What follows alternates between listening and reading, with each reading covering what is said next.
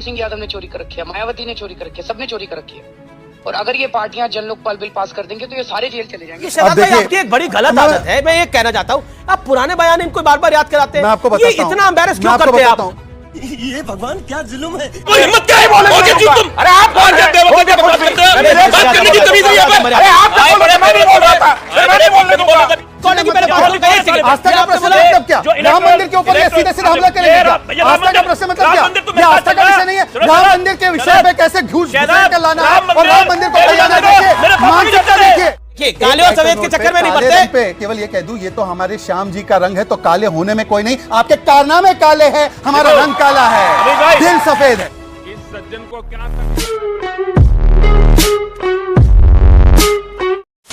नमस्कार दोस्तों, स्वागत है आपका एक नए जोरदार धमाकेदार डिबेट वीडियो में।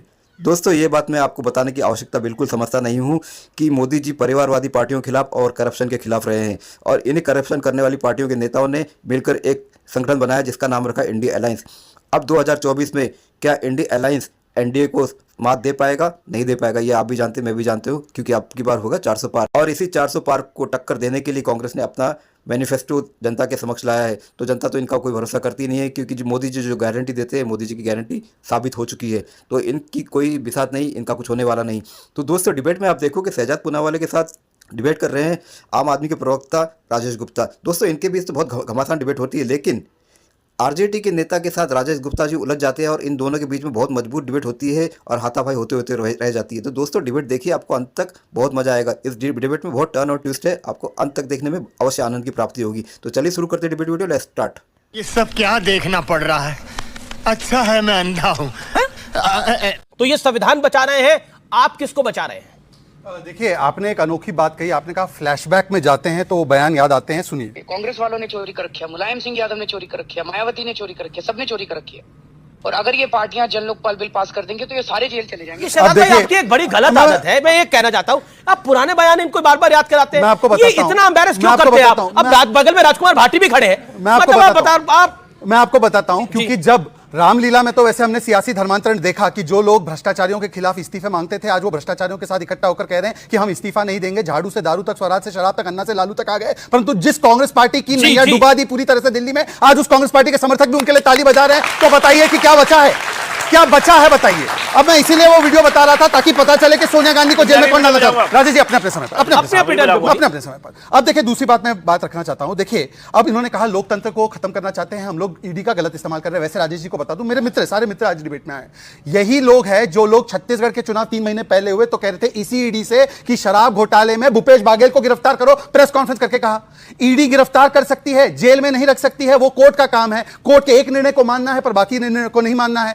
और ये लोग कहते हैं कि देखिए हमारे खिलाफ ये षड्यंत्र हो रहा है। बताइए, 1990 में जेएमएम, इनकी साथी पहली बार कन्विक्ट हुई, पहली बार जेल में गए लालू जी 1997 में, पहली बार लालू जी कन्विक्ट हुए 2013 में, इनकी सरकार थी। पहली बार समाजवादी पार्टी पर डिस्प्रोपोर्शनेट एसेस केस लगा मुलायम सिंह यादव पे 2006 में, पहली बार टीएमसी और डीएमके पर आरोप लगे और डीएमके के नेता जेल में गए, वो यूपीए के कालखंड में। और समाजवादी पार्टी के मुखिया मुलायम सिंह यादव जी का केस बंद हुआ हमारे कालखंड में। पर बताते हैं कि हम लोग गलत इस्तेमाल कर रहे हैं। और आखिरी बात, आखिरी बात 10 सेकंड और आखिरी बात, इन्होंने कहा कि वॉशिंग मशीन हमने खोल रखी है।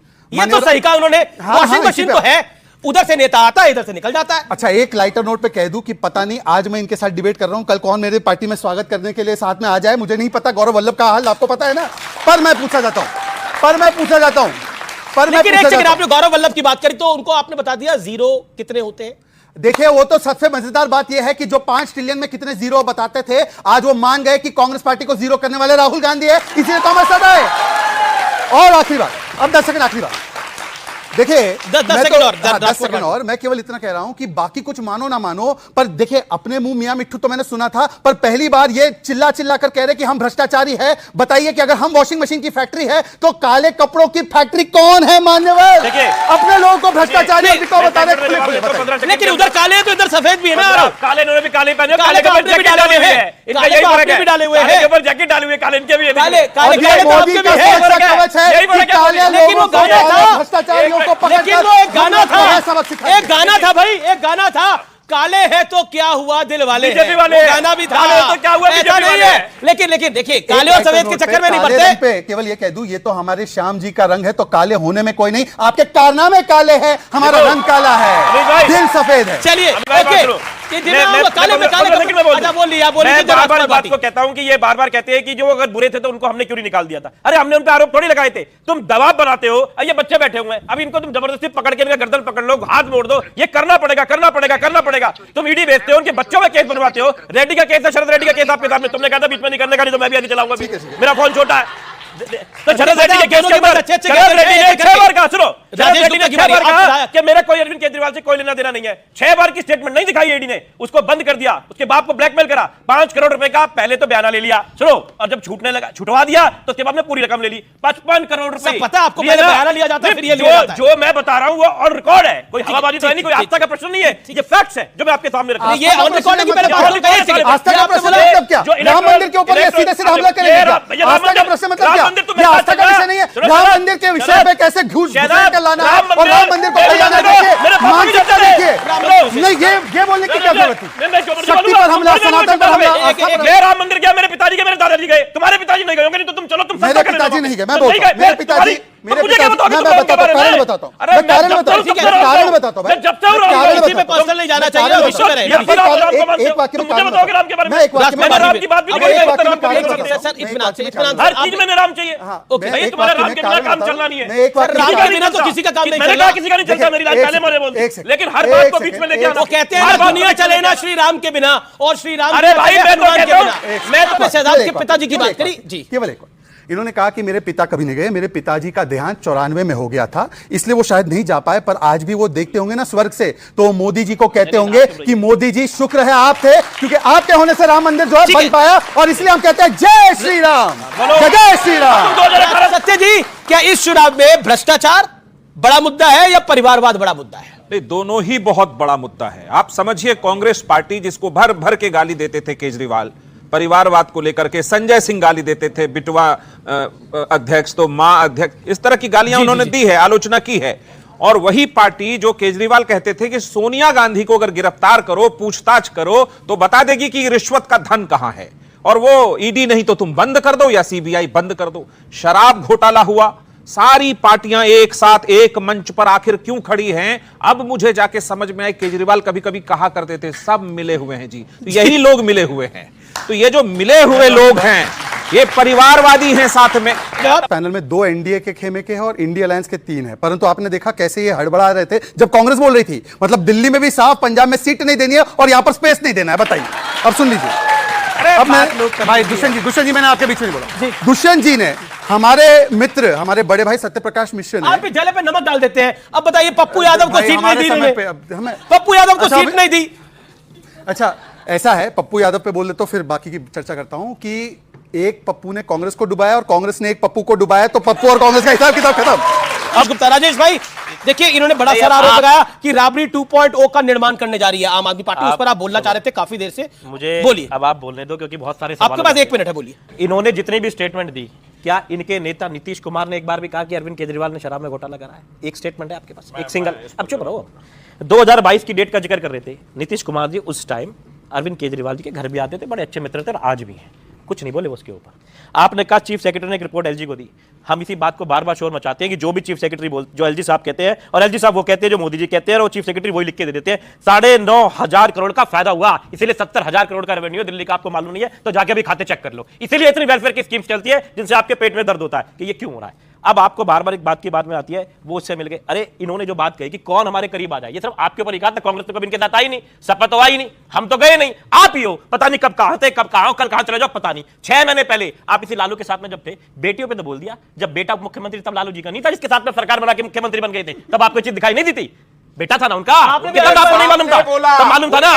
एक मिनट, पहली बात, नीतीश कुमार जी अपने पूरे जीवन में मंच पर हर जगह परिवारवाद के खिलाफ रहे हैं। दूसरी बात, जहां तक शराब घोटाले पर इन्होंने कहा कि पार्टी के उस समय के राष्ट्रीय अध्यक्ष श्री ललन सिंह जी ने स्पष्ट तौर पर कहा, आपने आप बोल रहे थे, मैं बोल रहा था, ललन सिंह जी को हटा दिया ना। हाँ, तो उसमें कोई शक है? डोल फोन बोलो अपना फोन पे, कोई शक है? तुम्हारी तरह फर्जी आदमी थोड़ी हो। चुप रहिए। ये पर्सनल कमेंट नहीं, ये पर्सनल आदमी नहीं, ये पर्सनल कमेंट। लेकिन बात तो पूछा इन्होंने, बात करने ये का जिन्होंने अरे जिस जब तरीके आप से बात करी बोल इन्होंने, रहा था, हाँ, किस तरीके से बात करी अरे इन्होंने, आप विधायक जब है, बोल इनको। रहे थे तो अब मैं क्या नहीं कर लो? बोल रहा था, मुझे अब लगा क्या कर लो? विधायक है तो सुनेंगे मैंने दूसरे कहा की बात नीतीश को। कुमार जी ने क्या कहा? विधायक है तो सुनेंगे तो सही। उनको हटा दिया दूसरे की बात उनको सुनेंगे आप। हटा दिया तो आपने। उनकी पार्टी का मामला है, उनकी पार्टी का मामला है, आपकी पार्टी ने भी तो कितना गाला दिया, हटा दिया। सुनो, इनका इंटरनल मैटर है, हमारा मुख्यमंत्री कौन है उससे मतलब नहीं है, लेकिन हमारे कराएंगे आप। केजरीवाल नहीं, इनका मुख्यमंत्री जेल में है क्या? इनका मुख्यमंत्री जेल में है क्या? चुप कराएंगे आप। इनका मुख्यमंत्री जेल में है क्या? तो इनका आपका मुख्यमंत्री जेल में है कि? इनका मुख्यमंत्री आपका मुख्यमंत्री जेल में है कि? सामान्य बात करिए आप। इनको छोड़ कराएंगे। ये मोदी जी को छोड़ दे, यार, आप मैं दिखाऊंगा तो कितना इनके जेल में मोदी- जाएंगे, मैं दिखाऊंगा। एक देखो मैं कितनी बोल के दिखाओ, बोल के दिखाओ, बोल के दिखाओ, बोल हिम्मत क्या है बोल के जीत तुम। अरे आप बात करते की तमीज नहीं है। अरे आप जब बोल रहे थे, मैं नहीं बोल रहा था, मैं नहीं बोलने दूंगा। बीच में नहीं बोल रहा, मैं नहीं बोलने दूंगा। अरे प्लीज प्लीज आप बोल रहे थे, एक शब्द नहीं बोल रहे, आपको कोई इसका जो बीच में बोलोगे, आप जब बोल रहे दल बदलू थे, नहीं मैं बोल रहा बोले, था। कहने वाले पार्टी में तो दल बदलू एक अब आप शांत शांत कहने वाले होइए। मेरी रिक्वेस्ट है, मेरी रिक्वेस्ट है। देखिए देखिए एक नंबर के पलटू राम हो तुम लोग। नहीं, नहीं, भाई आप गए पूरे के, आप गए पूरे के, आप गए, आप गए कांग्रेस के अरे, गोदी में एक बैठने। सेकंड, एक सेकंड। आप गए कांग्रेस के गोदी में बैठने। अरे एक सेकंड। पलटू राम